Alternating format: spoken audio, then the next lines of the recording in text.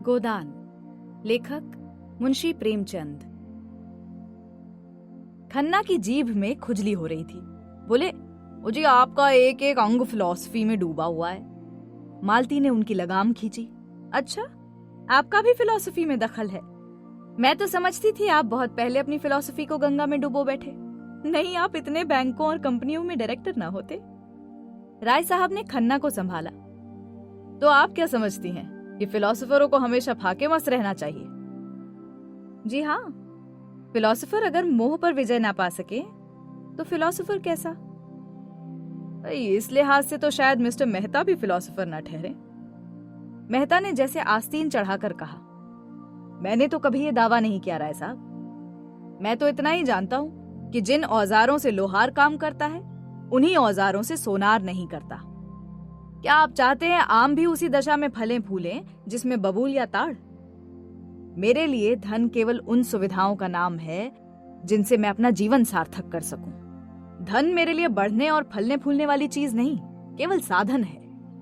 मुझे धन की बिल्कुल इच्छा नहीं। आप वो साधन जुटा दें जिसमें मैं अपने जीवन का उपयोग कर सकूं। ओमकारनाथ समष्टिवादी थे। व्यक्ति की इस प्रधानता को कैसे स्वीकार करते? भाई वाह, इसी तरह हर एक मजदूर कह सकता है कि उसे काम करने की सुविधाओं के लिए 1000 महीने की जरूरत है। अगर आप समझते हैं कि उस मजदूर के बगैर आपका काम नहीं चल सकता तो आपको वो सुविधाएं देनी पड़ेंगी। अगर वही काम दूसरा मजदूर थोड़ी सी मजदूरी में कर दे तो कोई वजह नहीं कि आप पहले मजदूर की खुशामद करें। अगर मजदूरों के हाथ में अधिकार होता तो मजदूरों के लिए स्त्री और शराब भी उतनी ही जरूरी सुविधा हो जाती जितनी फिलोसफरों के लिए है। तो आप विश्वास मानिए, मैं उनसे ईर्ष्या ना करता। जब आपका जीवन सार्थक करने के लिए स्त्री इतनी आवश्यक है तो आप शादी क्यों नहीं करते? मेहता ने निसंकोच भाव से कहा। इसीलिए कि मैं समझता हूँ मुक्त भोग आत्मा के विकास में बाधक नहीं होता। विवाह तो आत्मा को और जीवन को पिंजरे में बंद कर देता है। खन्ना ने इसका समर्थन किया। वो जी, बंधन और निग्रह तो पुरानी थ्योरियां हैं, नई थ्योरी है मुक्त भोग। मालती ने चोटी पकड़ी। ओ, तो अब मिसेस खन्ना को तलाक के लिए तैयार रहना चाहिए। ओ जी, तलाक का बिल तो पास हो।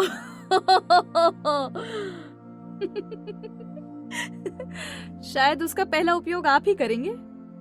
कामिनी ने मालती की ओर विष भरी आंखों से देखा और मुंह सिकोड़ लिया, मानो कह रही हो, खन्ना तुम्हें मुबारक रहे, मुझे परवाह नहीं। मालती ने मेहता की तरफ देखकर कहा, इस विषय में आपके क्या विचार है मिस्टर मेहता? मेहता गंभीर हो गए। वो किसी प्रश्न पर अपना मत प्रकट करते थे तो जैसे अपनी सारी आत्मा उसमें डाल देते थे। विवाह को मैं सामाजिक समझौता समझता हूं और उसे तोड़ने का अधिकार न पुरुष को है न स्त्री को। समझौता करने से पहले आप स्वाधीन हैं, समझौता हो जाने के बाद आपके हाथ कट जाते हैं। तो आप तलाक के विरोधी हैं क्यों? पक्का। और मुक्त भोग वाला सिद्धांत? वो उनके लिए है जो विवाह नहीं करना चाहते। अपनी आत्मा का संपूर्ण विकास सभी चाहते हैं, फिर विवाह कौन करे और क्यों करे? इसलिए कि मुक्ति सभी चाहते हैं, पर ऐसे बहुत कम हैं जो लोभ से अपना गला छुड़ा सकें। आप श्रेष्ठ किसे समझते हैं, विवाहित जीवन को या अविवाहित जीवन को? समाज की दृष्टि से विवाहित जीवन को और व्यक्ति की दृष्टि से अविवाहित जीवन को। धनुष यज्ञ का अभिनय निकट था। 10 से 1 तक धनुष यज्ञ, 1 से 3 तक प्रहसन, ये प्रोग्राम था। भोजन की तैयारी शुरू हो गई। मेहमानों के लिए बंगले में रहने का अलग अलग प्रबंध था। खन्ना परिवार के लिए 2 कमरे रखे गए थे और कितने ही मेहमान आ गए थे। सभी अपने अपने कमरे में गए और कपड़े बदल बदल कर भोजनालय में जमा हो गए। यहाँ छूत छात का कोई भेद न था। सभी जातियों और वर्णों के लोग साथ भोजन करने बैठे। केवल संपादक ओमकारनाथ सबसे अलग अपने कमरे में फलाहार करने गए और कामिनी खन्ना को सरदर्द हो रहा था, उन्होंने भोजन करने से इनकार कर दिया। भोजनालय में मेहमानों की संख्या 25 से कम न थी। शराब भी थी और मांस भी। इस उत्सव के लिए राय साहब अच्छी किस्म की शराब खास तौर पर खिंचवाते थे। खींची जाती थी दवा के नाम से, पर होती थी खालिस शराब। मांस भी कई तरह के पकते थे, कोफ्ते और कबाब और पुलाव, मुर्ग, मुर्गियां, बकरा, हिरन, तीतर, मोर, जिसे जो पसंद हो वो खाए। भोजन शुरू हो गया तो मिस मालती ने पूछा, अरे संपादक जी कहाँ रह गए?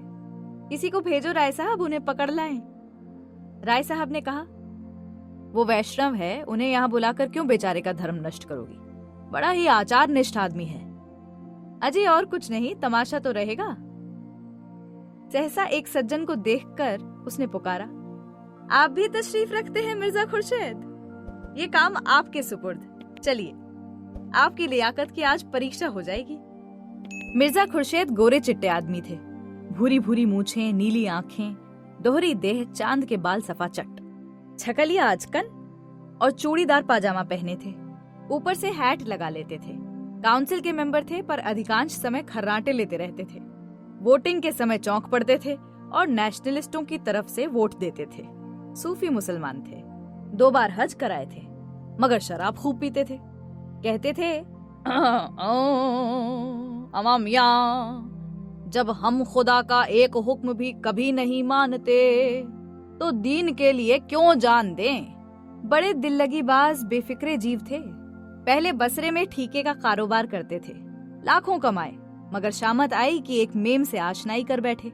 मुकदमेबाजी हुई, जेल जाते जाते बचे। 24 घंटे के अंदर मुल्क से निकल जाने का हुक्म हुआ। जो कुछ जहां था वहीं छोड़ा और सिर्फ 50,000 लेकर भाग खड़े हुए। बंबई में उनके एजेंट थे। सोचा था उनसे हिसाब किताब कर लें और जो कुछ निकलेगा उसी में जिंदगी काट देंगे, मगर एजेंटों ने जालसाजी करके उनसे वो 50,000 भी ऐंठ लिए। निराश होकर वहां से लखनऊ चले। गाड़ी में एक महात्मा से साक्षात हुआ।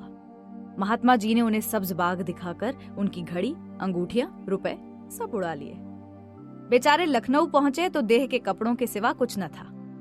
राय साहब से पुरानी मुलाकात थी। कुछ उनकी मदद से और कुछ अन्य मित्रों की मदद से एक जूते की दुकान खोल ली। वो अब लखनऊ की सबसे चलती हुई जूते की दुकान थी। 400-500 रोज की बिक्री थी। जनता को उन पर थोड़े ही दिनों में इतना विश्वास हो गया कि एक बड़े भारी मुस्लिम तालुकेदार को नीचा दिखाकर काउंसिल में जा पहुंचे। अपनी जगह पर बैठे बैठे बोले, जी नहीं, जी नहीं, जी नहीं, मैं किसी का दीन नहीं बिगाड़ता। ये काम आपको खुद करना चाहिए मोहतरमा। मजा तो जब है कि आप उन्हें शराब पिलाकर छोड़ें। यह आपके हुस्न के जादू की आजमाइश है। चारों तरफ से आवाजें आईं, हाँ हाँ हाँ हाँ मिस मालती, आज अपना कमाल दिखाइए, आज तो दिखाई दीजिए मिस मालती। मालती ने मिर्जा को ललकारा, कुछ इनाम दोगे? 100 रुपए की एक थैली। 100 रुपए? लाख रुपए का धर्म बिगाड़ूं 100 के लिए? अच्छा, आप खुद अपनी फीस बताइए। 1000, कौड़ी कम नहीं। अच्छा, मंजूर। जी नहीं, लाकर मेहता जी के हाथ में रखिए पहले। मिर्जा जी ने तुरंत 100 रुपए का नोट जेब से निकाला और उसे दिखाते हुए खड़े होकर बोले, तिटकत गदिगन धा, तिटकत गदिगन धा, तिटकत गदिगन धा। भाइयों, ये हम सब मर्दों की इज्जत का मामला है। अगर मिस मालती की फरमाइश पूरी न हुई तो हमारे लिए कहीं मुंह दिखाने की जगह न रहेगी। अगर मेरे पास रुपए होते तो मैं मिस मालती की एक एक अदा पर 1-1 लाख कुर्बान कर देता। क्लान धा, क्लान धा, क्लान धा। एक पुराने शायर ने अपने माशूक के एक काले तिल पर समरकंद और बोखारा के सूबे कुर्बान कर दिए थे। आज आप सभी साहबों की जवामर्दी और हुस्न परस्ती का इम्तिहान है। जिसके पास जो कुछ हो सच्चे सूरमा की तरह निकाल कर रख दे। आपको इल्म की कसम, माशूक की अदाओं की कसम, अपनी इज्जत की कसम, पीछे कदम न हटाइए मर्दों। रुपए खर्च हो जाएंगे, नाम हमेशा के लिए रह जाएगा। ऐसा तमाशा लाखों में भी सस्ता है। आइए आइए आइए, देखिए लखनऊ के हसीनों की रानी एक जाहिद पर अपने हुस्न का मंत्र कैसे चलाती है। भाषण समाप्त करते ही मिर्जा जी ने हर एक की जेब की तलाशी शुरू कर दी। पहले मिस्टर खन्ना की तलाशी हुई। उनकी जेब से सिर्फ 5 रुपए निकले। मिर्जा ने मुंह फीका करके कहा, वाह खन्ना साहब वाह, नाम बड़े और दर्शन छोटे। इतनी कंपनियों के डायरेक्टर, लाखों की आमदनी और आपके जेब में 5 रुपए। लाहौल विलाकुवत। कहाँ है मेहता? मेहता जी, आप जरा जाकर मिसेस खन्ना से कम 100 रुपए वसूल कर लाएं। खन्ना खिसियाकर बोले, ओ जी उनके पास एक पैसा भी ना होगा। कौन जानता था कि आप लोग यहाँ तलाशी लेना शुरू कर देंगे। खैर आप खामोश रहिए, हम अपनी तकदीर तो आजमा लें। अच्छा ओ जी मैं जाकर पूछता हूँ उनसे, आप लोग तकलीफ ना करें। हाँ बिल्कुल भी नहीं, आप यहाँ से हिल नहीं सकते हैं। मिस्टर मेहता, आप फिलोसोफर हैं, मनोविज्ञान के पंडित, देखिए अपनी भद्द ना कराइएगा। मेहता शराब पीकर मस्त हो जाते थे। उस मस्ती में उनका दर्शन वर्शन सब उड़ जाता था और विनोद सजीव हो जाता था। लपक कर मिसेस खन्ना के पास गए और 5 ही मिनट में मुंह लटकाए लौट आए। मिर्जा ने पूछा, अरे क्या खाली हाथ मियां? राय साहब हंसे। काजी के घर के चूहे भी सयाने होते हैं। मिर्जा ने कहा, खन्ना हो बड़े खुशनसीब, खुदा की कसम तिरकड़धा। मेहता ने कहा मारा और जेब से 100 रुपए के 5 नोट निकाले। मिर्जा ने लपक कर उन्हें गले लगा लिया। चारों तरफ से आवाजें आने लगी, कमाल है यार, मानता हूँ यार उस्ताद, क्यों ना हो, फिलोसोफर जो ठहरे फिलोसोफर। मिर्जा ने नोटों को आंखों से लगाकर कहा, भाई मेहता, आज से मैं तुम्हारा शागिर्द हो गया तिरकड़धा। अम्मा मियाँ बता भी दो कि क्या जादू मारा। मेहता अकड़कर लाल लाल आंखों से ताकते हुए बोले, अजी कुछ नहीं, ऐसा कौन सा बड़ा काम था। जाकर पूछा, अंदर आऊं? बोली, आप हैं मेहता जी, आइए। मैंने अंदर जाकर कहा, वहां कुछ लोग ब्रिज खेल रहे हैं। मिस मालती 500 रुपए हार गई हैं और अपनी अंगूठी बेच रही हैं। अंगूठी 1000 से कम की नहीं है, आपने तो देखी है। बस वही अंगूठी। आपके पास अगर रुपए हो तो 500 रुपए देकर 1000 की चीज ले लीजिए, ऐसा मौका फिर ना मिलेगा। मिस मालती ने इस वक्त रुपए ना दिए तो बेदाग निकल जाएंगी, और पीछे से कौन देता है। शायद इसीलिए उन्होंने अंगूठी निकाली है कि 500 रुपए किसके पास धरे हैं। फिर क्या था, मुस्कुराई और चट अपने बटुए से 5 नोट निकाल कर दे दिए और बोली, मैं बिना कुछ लिए घर से नहीं निकलती। न जाने कब क्या जरूरत पड़े। खन्ना खिसिया कर बोले, मुझे जब हमारे प्रोफेसरों का ये हाल है तो यूनिवर्सिटी का तो ईश्वर ही मालिक है। खुर्शीद ने घाव पर नमक छिड़का। अम्मा मियाँ, तो ऐसी कौन सी बड़ी रकम है जिसके लिए आपका दिल बैठा जाता है? खुदा झूठ ना बुलवाए तो ये आपकी एक दिन की आमदनी है। समझ लीजिएगा एक दिन बीमार पड़ गए और जाएगा भी तो मिस मालती ही के हाथ में। आपके दर्द जिगर की दवा मिस मालती ही के पास तो है। मालती ने ठोकर मारी। देखिए मिर्जा जी, तबेले में लतियाहुज अच्छी नहीं है। मिर्जा ने दुम हिलाई। अरे मोहतरमा, कान पकड़ता हूँ। मिस्टर तनख्वाह की तलाशी हुई। मुश्किल से 10 रुपए निकले। मेहता की जेब से तो केवल 98 निकली। कई सज्जनों ने तो 1-1, 2-2 रुपए खुद दे दिए। हिसाब जोड़ा गया तो 300 की कमी थी। ये कमी राय साहब ने उदारता के साथ पूरी कर दी। संपादक जी ने मेवे और फल खाए थे और जरा कमर सीधी कर रहे थे कि राय साहब ने जाकर कहा, आपको मिस मालती याद कर रही हैं। खुश होकर बोले, मिस मालती मुझे याद कर रही हैं? धन्य भाग। राय साहब के साथ ही हॉल में आ विराजे। उधर नौकरों ने मेजें साफ कर दी थी। मालती ने आगे बढ़कर उनका स्वागत किया। संपादक जी ने नम्रता दिखाई। बैठिए बैठिए, तकल्लुफ न कीजिए, मैं इतना बड़ा आदमी नहीं हूँ, अदना सा संपादक हूँ। मालती ने श्रद्धा भरे स्वर में कहा, तकल्लुफ आप समझते होंगे, मैं समझती हूँ मैं अपना सम्मान बढ़ा रही हूँ। यूं आप अपने को कुछ न समझें और आपको शोभा भी यही देता है, लेकिन यहाँ जितने सज्जन जमा हैं सभी आपकी राष्ट्र और साहित्य सेवा से भली भांति परिचित हैं। आपने इस क्षेत्र में जो महत्वपूर्ण काम किया है, अभी चाहे लोग उसका मूल्य ना समझें, लेकिन वो समय दूर नहीं है। मैं तो कहती हूँ वो समय आ गया है जब हर एक नगर में आपके नाम की सड़कें बनेंगी, क्लब बनेंगे, टाउन हॉलों में आपके चित्र लटकाए जाएंगे। इस वक्त जो थोड़ी बहुत जागृति है वो आप ही के महान उद्योगों का प्रसाद है। आपको ये जानकर बहुत आनंद होगा कि देश में अब आपके ऐसे अनुयायी पैदा हो गए हैं जो आपके देहात सुधार आंदोलन में आपका हाथ बटाने को उत्सुक हैं, और उन सज्जनों की बड़ी इच्छा है कि ये काम संगठित रूप से किया जाए और एक देहात सुधार संघ स्थापित किया जाए जिसके सभापति आप हो। ओमकार नाथ के जीवन में ये पहला अवसर था कि उन्हें चोटी के आदमियों में इतना सम्मान मिले। यूं वो कभी कभी आम जलसों में बोलते थे और कई सभाओं में मंत्री और उपमंत्री भी थे, लेकिन शिक्षित समाज ने अब तक उनकी उपेक्षा ही की थी। उन लोगों में वो किसी तरह मिल न पाते थे, इसलिए जलसों में उनकी निष्क्रियता और स्वार्थांधता की शिकायत किया करते थे और अपने पत्र में एक एक को रगड़ते थे। कलम तेज थी, वाणी कठोर, साफगोई की जगह उच्छृंखलता कर बैठते थे, इसलिए लोग उन्हें खाली ढोल समझते थे। उसी समाज में आज उनका इतना सम्मान। कहाँ है आज स्वराज और स्वाधीन भारत और हंटर के संपादक? आकर देखें और अपना कलेजा ठंडा करें। आज अवश्य ही देवताओं की उन पर कृपा दृष्टि है। सदुद्योग कभी निष्फल नहीं जाता, ये ऋषियों का वाक्य है। वो स्वयं अपनी नजरों में उठ गए, कृतज्ञता से पुलकित होकर बोले, देवी जी, आप तो मुझे कांटों में घसीट रही हैं। मैंने तो जनता की जो कुछ भी सेवा की अपना कर्तव्य समझकर की। मैं इस सम्मान को व्यक्ति का सम्मान नहीं, उस उद्देश्य का सम्मान समझ रहा हूँ जिसके लिए मैंने अपना जीवन अर्पित कर दिया। लेकिन मेरा नम्र निवेदन है कि प्रधान का पद किसी प्रभावशाली पुरुष को दिया जाए। मैं पदों में विश्वास नहीं रखता, मैं तो सेवक हूँ और सेवा करना चाहता हूँ। मिस मालती इसे किसी तरह स्वीकार नहीं कर सकती। सभापति पंडित जी को बनना पड़ेगा। नगर में उसे ऐसा प्रभावशाली व्यक्ति दूसरा नहीं दिखाई देता, जिसकी कलम में जादू हो, जिसकी जबान में जादू हो, जिसके व्यक्तित्व में जादू हो। वो कैसे कहता है कि वो प्रभावशाली नहीं है? वो जमाना गया जब धन और प्रभाव में मेल था, अब प्रतिभा और प्रभाव के मेल का युग है। संपादक जी को यह पद अवश्य स्वीकार करना पड़ेगा। मंत्री मिस मालती होंगी। इस सभा के लिए 1000 का चंदा भी हो गया है और अभी तो सारा शहर और प्रांत पड़ा हुआ है। 4-5 लाख मिल जाना तो मामूली बात है। ओमकार नाथ पर कुछ नशा सा चढ़ने लगा।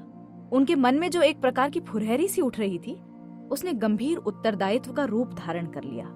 बोले, मगर आप ये समझ लें मिस मालती, ये बड़ी जिम्मेदारी का काम है और आपको अपना बहुत समय देना पड़ेगा। मैं अपनी तरफ से आपको विश्वास दिलाता हूँ कि आप सभा भवन में मुझे सबसे पहले मौजूद पाएंगी। मिर्जा जी ने पुचारा दिया, अमा मियाँ, आपका बड़े से बड़ा दुश्मन भी ये नहीं कह सकता कि आप अपना फर्ज अदा करने में कभी किसी से पीछे रहे होंगे। मिस मालती ने देखा शराब कुछ कुछ असर करने लगी है, तो और भी गंभीर बनकर बोली, अगर हम लोग इस काम की महानता न समझते तो न ये सभा स्थापित होती और न आप इसके सभापति होते। हम किसी रईस या तालुकेदार को सभापति बनाकर धन खूब बटोर सकते हैं और सेवा की आड़ में स्वार्थ सिद्ध कर सकते हैं, लेकिन ये हमारा उद्देश्य नहीं है। हमारा एकमात्र उद्देश्य जनता की सेवा करना है और उसका सबसे बड़ा साधन आपका पत्र है।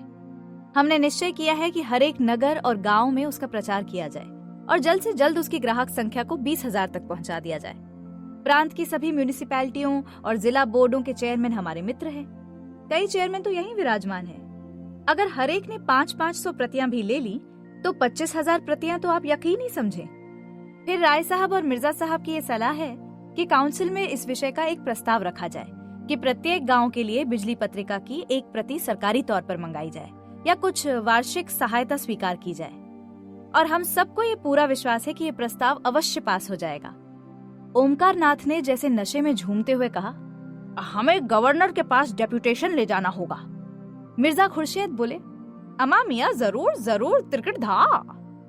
और उनसे कहना होगा कि किसी सभ्य शासन के लिए वो कितनी लज्जा और कलंक की बात है कि ग्रामोत्थान का अकेला पत्र होने पर भी बिजली का अस्तित्व तक स्वीकार नहीं किया जाता। मिर्जा खुर्शीद ने फिर कहा, अमा मियाँ, अवश्य अवश्य, तिरकट धा धा। मैं गर्व नहीं करता, अभी गर्व करने का समय नहीं आया, लेकिन मुझे इसका दावा है कि ग्राम्य संगठन के लिए बिजली ने जितना उद्योग किया है। मिस्टर मेहता ने सुधारा, नहीं नहीं महाशय, तपस्या कहिए, उद्योग नहीं। मैं मिस्टर मेहता को धन्यवाद देता हूँ। हाँ, इसे तपस्या ही कहना चाहिए, बड़ी कठोर तपस्या। बिजली ने जो तपस्या की है वो इस प्रांत के ही नहीं, इस राष्ट्र के इतिहास में अभूतपूर्व है। मिर्जा खुर्शीद फिर बोले, तिरकट धा धा धा। मिस मालती ने एक पेग और दिया। हमारे संघ ने ये निश्चय भी किया है कि काउंसिल में अब की जो जगह खाली हो उसके लिए आपको उम्मीदवार खड़ा किया जाए। आपको केवल अपनी स्वीकृति देनी होगी, शेष सारा काम हम लोग कर लेंगे। आपको न खर्च से मतलब, न प्रोपेगेंडा से, न दौड़ धूप से। ओमकार नाथ की आंखों में ज्योति दुगनी हो गई। गर्वपूर्ण नम्रता से बोले, मैं आप लोगों का सेवक हूँ, मुझसे जो काम चाहें ले लीजिए। हम लोगों को आपसे ऐसी ही आशा है। हम अब तक झूठे देवताओं के सामने नाक रगड़ते रगड़ते हार गए और कुछ हाथ न लगा। अब हमने आप में सच्चा पथ प्रदर्शक, सच्चा गुरु पाया है और इस शुभ दिन के आनंद में आज हमें एक मन, एक प्राण होकर अपने अहंकार को, अपने दंभ को तिलांजलि दे देना चाहिए। हम में से आज कोई ब्राह्मण नहीं है, कोई शूद्र नहीं है, कोई हिंदू नहीं है, कोई मुसलमान नहीं है, कोई ऊंच नहीं है, कोई नीच नहीं है। हम सब एक ही माता के बालक, एक ही गोद के खेलने वाले, एक ही थाली के खाने वाले भाई हैं। मैं एक बात बता दूं आप सबको, जो लोग भेदभाव में विश्वास रखते हैं, जो लोग पृथकता और कट्टरता के उपासक हैं, उनके लिए हमारी इस सभा में कोई स्थान नहीं है। जिस सभा में सभापति पूज्य ओमकारनाथ जी जैसे विशाल हृदय व्यक्ति हों, उस सभा में ऊंच नीच का, खान पान का और जाति पाति का भेद नहीं हो सकता। जो महानुभाव एकता में और राष्ट्रीयता में विश्वास न रखते हों, वो कृपा करके यहाँ से उठ जाएं। राय साहब ने शंका की, मालती, मेरे विचार में एकता का यह आशय नहीं कि सब लोग खान पान का विचार छोड़ दें। मैं शराब नहीं पीता तो क्या मुझे इस सभा से अलग हो जाना पड़ेगा? मालती ने निर्मम स्वर में कहा, बेशक अलग हो जाना पड़ेगा। आप इस संघ में रहकर किसी तरह का भेद नहीं रख सकते। मेहता जी ने घड़े को ठोका, मुझे संदेह है कि हमारे सभापति जी स्वयं खान पान की एकता में विश्वास रखते हैं। ओमकारनाथ का चेहरा जर्द पड़ गया। इस बदमाश ने क्या बेवक्त की शहनाई बजा दी? दुष्ट, कहीं गड़े मुर्दे न उखाड़ने लगे, नहीं ये सारा सौभाग्य स्वप्न की भांति शून्य में विलीन हो जाएगा। मिस मालती ने उनके मुंह की ओर जिज्ञासा की दृष्टि से देखकर दृढ़ता से कहा, आपका संदेह निराधार है मेहता महोदय। क्या आप समझते हैं कि राष्ट्र की एकता का ऐसा अनन्य उपासक, ऐसा उदार चेता पुरुष, ऐसा रसिक कवि इस निरर्थक और लज्जाजनक भेद को मान्य समझेगा? ऐसी शंका करना उसकी राष्ट्रीयता का अपमान करना है। ओमकारनाथ का मुखमंडल प्रदीप्त हो गया। प्रसन्नता और संतोष की आभा झलक पड़ी। मालती ने उसी स्वर में कहा, और इससे भी अधिक उनकी पुरुष भावना का। एक रमणी के हाथों से शराब का प्याला पाकर वो कौन भद्र पुरुष होगा जो इनकार कर दे? ये तो नारी जाति का अपमान होगा, उस नारी जाति का जिसके नयन बाणों से अपने हृदय को भिंदवाने की लालसा पुरुष मात्र में होती है, जिसकी अदाओं पर मर मिटने के लिए बड़े बड़े महीप भी लालायत रहते हैं। तो लाइए बोतल और प्याले और दौड़ चलने दीजिए। इस महान अवसर पर किसी तरह की शंका, किसी तरह की आपत्ति राष्ट्रद्रोह से कम नहीं। पहले हम अपनी सभापति की सेहत का जाम पिएंगे। बर्फ, शराब और सोडा पहले ही से तैयार था। मालती ने ओमकारनाथ को अपने हाथों से लाल विष से भरा हुआ ग्लास दिया और उन्हें कुछ ऐसी जादू भरी चितवन से देखा कि उनकी सारी निष्ठा, सारी वर्ण श्रेष्ठता काफूर हो गई। मन ने कहा, सारा आचार विचार परिस्थितियों के अधीन है। आज तुम दरिद्र हो, किसी मोटर कार को धूल उड़ाते देखते हो तो ऐसा बिगड़ते हो कि उसे पत्थरों से चूर चूर कर दो। लेकिन क्या तुम्हारे मन में कार की लालसा नहीं है? परिस्थिति ही विधि है और कुछ नहीं। बाप दादों ने नहीं पी थी, न पी हो। उन्हें ऐसा अवसर ही कब मिला था? उनकी जीविका पोथी पत्रों पर थी। शराब लाते कहाँ से और पीते भी तो जाते कहाँ? फिर वो तो रेलगाड़ी पर न चढ़ते थे, कल का पानी न पीते थे, अंग्रेजी पढ़ना पाप समझते थे। समय कितना बदल गया है। समय के साथ अगर नहीं चल सकते तो वो तुम्हें पीछे छोड़कर चला जाएगा। और ऐसी महिला के कोमल हाथों से विष भी मिले तो सिरोधार्य करना चाहिए। जिस सौभाग्य के लिए बड़े बड़े राजे तरसते हैं, वो आज उनके सामने खड़ा है। क्या वो उसे ठुकरा सकते हैं? उन्होंने ग्लास ले लिया और सिर झुकाकर अपनी कृतज्ञता दिखाते हुए एक ही सांस में पी गए। और तब लोगों को गर्व भरी आंखों से देखा, मानो कह रहे हूँ, अब तो आपको मुझ पर विश्वास आ गया। क्या आप समझते हैं मैं निरा पोंगा पंडित हूँ? अब तो मुझे दंभी और पाखंडी कहने का साहस नहीं कर सकते। हॉल में ऐसा शोरगुल मचा कि कुछ न पूछो, जैसे पिटारे में बंद कह कहे निकल पड़े हों। वाह देवी जी वाह, क्या कहना है। अरे कमाल है मिस मालती, कमाल है। तोड़ दिया भैया, तोड़ दिया। नमक का कानून तोड़ दिया, मजा आ गया। धर्म का किला तोड़ दिया, नेम का घड़ा फोड़ दिया। मजा आ गया। ओमकारनाथ के कंठ के नीचे शराब का पहुंचना था कि उनकी रसिकता वाचाल हो गई। मुस्कुराकर बोले, मैंने अपने धर्म की थाती मिस मालती के कोमल हाथों में सौंप दी है और मुझे पूरा विश्वास है वो उसकी यथोचित रक्षा करेंगी। हैं मालती जी? उनके चरण कमलों के इस प्रसाद पर मैं ऐसे 1000 धर्मों को न्योछावर कर सकता हूँ। कह कहूं से हॉल गूंज उठा। संपादक जी का चेहरा फूल उठा था, आंखें झुकी पड़ती थीं। दूसरा ग्लास भरकर बोले, ये मिस मालती की सेहत का जाम है। आप लोग पिए और उन्हें आशीर्वाद दें। लोगों ने फिर अपने अपने ग्लास खाली कर दिए। उसी वक्त मिर्जा खुर्शेद ने एक माला लाकर संपादक जी के गले में डाल दी और बोले, थईता थईता थईता। सज्जनों, पिदवी ने अपने पूज्य सदर साहब की शान में एक कसीदा कहा है। आप लोगों की इजाजत हो तो कुछ अर्ज करूं? चारों तरफ से आवाजें आई, हाँ हाँ जरूर जरूर सुनाइए, जरूर सुनाइए। ओमकार नाथ भंग तो आए दिन पिया करते थे और उनका मस्तिष्क उसका अभ्यस्त हो गया था, मगर शराब पीने का उन्हें यह पहला अवसर था। भंग का नशा मंथर गति से एक स्वप्न की भांति आता था और मस्तिष्क पर मेघ के समान छा जाता था। उनकी चेतना बनी रहती थी। उन्हें खुद मालूम होता था कि इस समय उनकी वाणी लच्छेदार है और उनकी कल्पना बहुत प्रबल। शराब का नशा उनके ऊपर सिंह की भांति झपटा और दबोच बैठा। वो कहते कुछ हैं, मुंह से निकलता कुछ। फिर ये ज्ञान भी जाता रहा, वो क्या कहते हैं और क्या करते हैं इसकी सुध ही न रही। ये स्वप्न का रोमानी वैचित्र्य न था, जागृति का वो चक्कर था जिसमें साकार निराकार हो जाता है।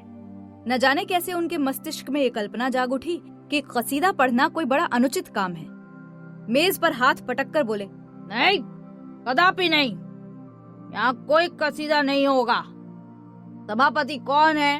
हम हैं। हमारा हुक्म है, यहाँ कसीदा नहीं पढ़ा जा सकता। हम अभी इस सभा को तोड़ सकते हैं, अब भी तोड़ सकते हैं। सबको यहाँ से निकाल के बाहर कर सकते हैं यार। कोई हमारा कुछ नहीं कर सकता। सभापति हम हैं, कोई दूसरा सभापति नहीं है। मिर्जा ने हाथ जोड़कर कहा, हुजूर, इस कसीदे में तो आपकी तारीफ की गई है, जरा सुन लीजिए। संपादक जी ने लाल पर ज्योतिहीन नेत्रों से देखा। तुम हमारा तारीफ क्यों की? बोलो क्यों की हमारा तारीफ? बोलो। हम किसी का नौकर नहीं है, किसी के बाप का नौकर नहीं है, किसी साले का दिया नहीं खाते। साले कहेंगे, हम संपादक हैं, बिजली का संपादक। हम उसमें सबका तारीफ करेगा। देवी जी, हम तुम्हारा तारीफ नहीं करेगा। हम कोई बड़ा आदमी नहीं है, हम तो सबका गुलाम है। हम आपका चरण रज है मालती देवी, हमारा लक्ष्मी, हमारा सरस्वती, हमारा राधा। ये कहते हुए वो मालती के चरणों की तरफ झुके और मुंह के बल फर्श पर गिर पड़े। मिर्जा खुर्शेद ने दौड़कर उन्हें संभाला और कुर्सियां हटाकर वहीं जमीन पर लेटा दिया। फिर उनके कानों के पास मुंह ले जाकर बोले, अमा मियां, राम राम सत्य है, कहिए तो आपका जनाजा निकालें। राय साहब ने कहा, कल देखना कितना बिगड़ता है। एक एक को अपने पत्र में रगे देगा और ऐसा ऐसा रगे देगा कि आप भी याद करेंगे। एक ही दुष्ट है, इसी पर दया नहीं करता, लिखने में तो अपना जोड़ नहीं रखता। ऐसा गधा आदमी कैसे इतना अच्छा लिखता है, ये रहस्य है।